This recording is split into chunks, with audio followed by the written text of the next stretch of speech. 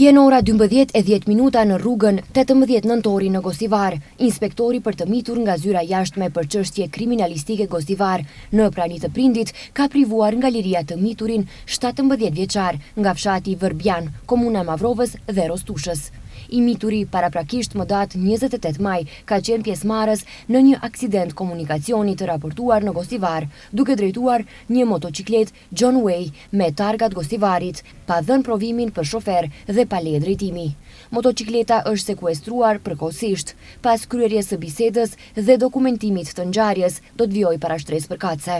Dje në ora 15:18 në sektorin për punë të brendshme Tetov është raportuar se 2 persona kanë pësuar lëndime pranë ujvarave të Leshnicës në Kodrën e Diellit.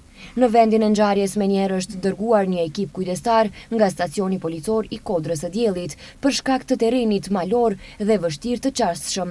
Një banor i fshatit Bozovc me një automjet terreni është drejtuar drejt lokacionit ku i ka gjetur personat dhe i ka evakuuar të sigurt deri në fshat.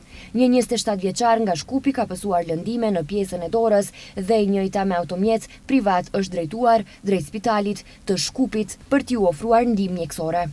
Dje në orën 17:20 në sektorin për punë të brendshme Tetov, një 40 vjeçare nga Tetova e punësuar në qendrën klinike të Tetovës ka raportuar veprën penale sulm ndaj personit zyrtar gjatë kryerjes së detyrës nga sfera e shëndetësisë. Sipas raportimit, rreth orës 15 derisa po kryente detyra zyrtare, ka pasur një debat verbal me saj dhe kolegut të saj, 67 vjeçar nga Tetova, i cili më pas e ka sulmuar fizikisht. Në orën 18, 67 vjeçari është privuar nga liria dhe është mbajtur në stacionin policor, ndërsa pas dokumentimit të rastit ndaj tij do të vijojë para shtresë përkatëse.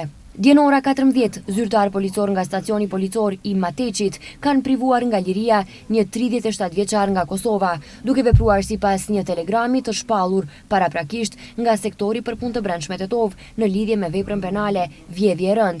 Personi është dërguar dhe është mbajtur në sektorin për punë të brendshme për procedurë të mëtejshme.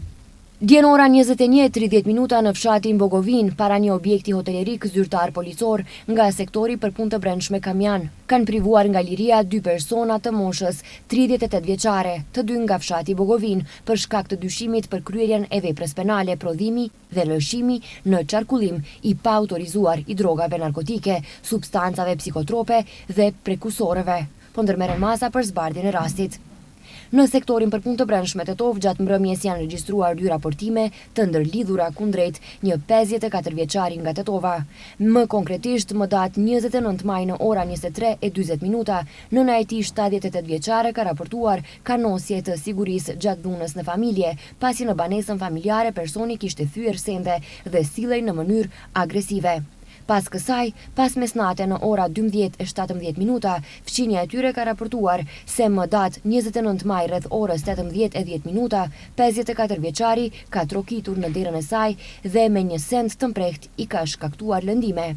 54 vjeçari me asistencën e policisë dhe ndihmës së shpejtë mjekësore Tetov është dërguar dhe hospitalizuar në një institucion përkatës shëndetësor në Shkup.